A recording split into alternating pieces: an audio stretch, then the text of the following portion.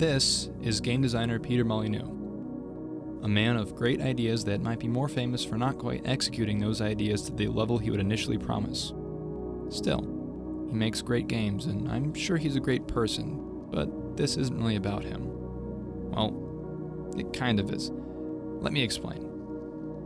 Somewhere along the line, a mysterious developer decided to make a parody Twitter account based on Molyjam, aptly named Peter Molyjam. While parody Twitter accounts aren't anything new, this one was special because of how it totally sounded like stuff Molyjam would say. Some even legitimately thought this was Molyjam's official Twitter account, while others, such as myself, thought, or hoped, it was Molyjam consciously parodying himself. From what I've gathered though, neither are true. But it doesn't really matter, because it ended up inspiring something pretty great. It started when Anna Kipnis of Double Fine asked if there had been a game jam based on Molyjam's ideas. Now, a game jam is when a few people get together over a weekend and make an entire game. There had never been a Molyjam game jam, but many were up for it. Pretty soon, a website was up and it became clear that just about everyone in the world was up for it. Now, it wasn't called the Molyjam Game Jam for long. Most people like to call it the Molyjam. Since I live in New York City, I went over to the new school where the Molyjam was taking place. There, I joined a group, made sound effects, and documented my experience. I'm Chris Fernandez. My name is Jeff. Hi, I'm Sam Potasnik, and I live in Brooklyn. I'm Sam. I live in Brooklyn. What do you do for a living? I'm a graphic designer. I work for a web design agency. I work at a web startup, but I used to also work as a programmer for the game industry. I am a game developer at BrainPop. We make educational games for middle school and elementary school. I'm a student at Columbia Okay. University. I'm happy to be on a train. In other words, he has no job. Yeah, I'm unemployed. What about this whole Molyjam thing appeals to you? It seems like a cool way to have a lot of experimental games. And I've been working on an Xbox indie game for 2 or 3 years now, and the idea of doing something in 48 hours and having it done sounds really cool to me. So. I'm actually kind of indifferent to Molyjam. I like the idea of a game jam, and I think I just felt like I needed something to occupy my mind, and I haven't worked on a game in a long, long time, so I just kind of showed up. The Molyjam idea itself is interesting. I think some of the game ideas are really funny. But it's always helpful to kind of not start with a blank page. So I think that was what was nice about this particular game jam. And the people have been really, really nice and enthusiastic, so that's great.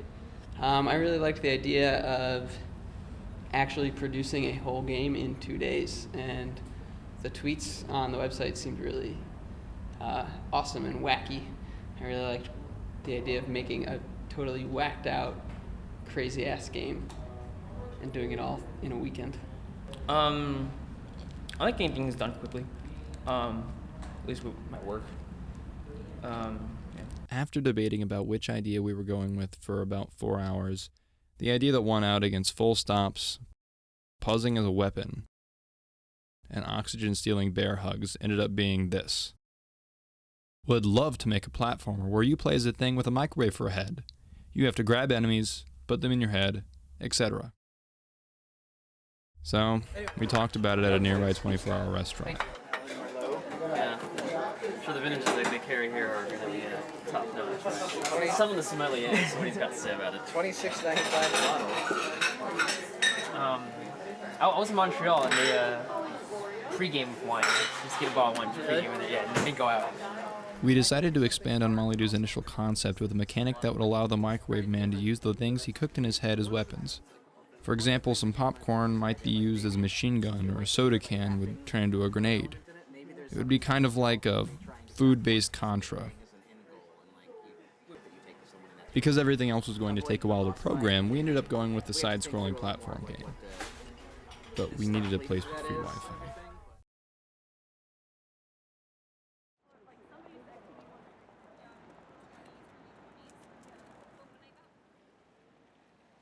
Yep. Good old McDonald's at Union Square happened to be open 24 hours and had the free internet we were looking for.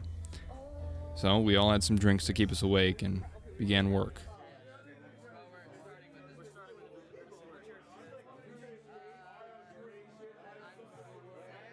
Coincidentally, this particular McDonald's happened to be a hotbed for activity, and we soon figured out why. Unbeknownst to us, this was a primary hangout for the Occupy Union Square protesters. I didn't even know there were occupiers there. Sometimes it got a little crazy. And sometimes it got a little meta. But everyone in the group had an intense concentration. They all wanted to be here, and had a passion for game development.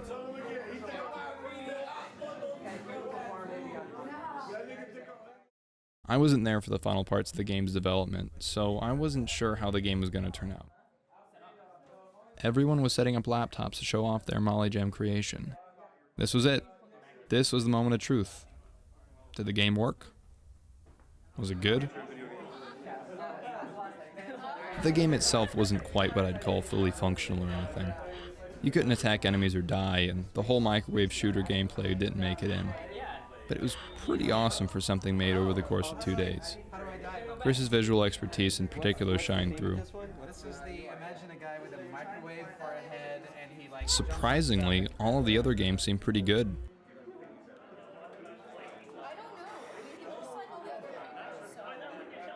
In the middle of all that, I got the chance to talk to Ben Johnson, one of the coordinators of the event in New York City. Now, first question, do you know who Peter Molyjam is? I know a little bit about who Peter Molyjam is, yeah. Can you tell us? Well, I know that he's a game designer who lives in the UK, and I have heard his first name is Adam, but it might be Doug. It's one of those. I'm not sure which. That's what I know. What game did you do in there? Is the thing with the sun and Right. being the sun? So the game I worked on was Prodigal Son, which is a game where you're presented with a village of people and objects kind of like walking around on the ground. And then you're asked sort of a very open-ended question about what sort of gift you might want to give.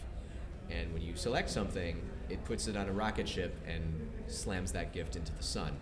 And then the game sort of asks you a probing psychoanalytical question about the choice you made, and then gives you another setup to pick something else. And the sun, meanwhile, every time you send something to it, is judging you. And if you just exasperate the sun too much, then it crashes into the earth and you lose. How do you think all this turned out? I'm really happy with what's happened here in New York. I've been too busy making games all weekend to really track how things are going in the other cities, but I do know that the website where we were asking people to upload the things they made is down for traffic. Like it exploded. So I'm gonna say things are going pretty well, but I'm sure that social media wise over the next couple of days will kind of like everything will smooth itself out eventually, and we'll kind of like do that. But everything I've heard has been positive. So, do you think your project turned out well? It's debatable. Definitely. Out without a doubt. 100% turned out great. Yes. What about you, Calvin? How do you think our project turned out? Pretty good. Pretty good. If you could go back and change one thing about what you guys did. Don't say Flash. I wasn't going to say it. I'm developing something other than Java. Not that I would know, but you guys seem to. Don't say Flash. We probably would have done Flash.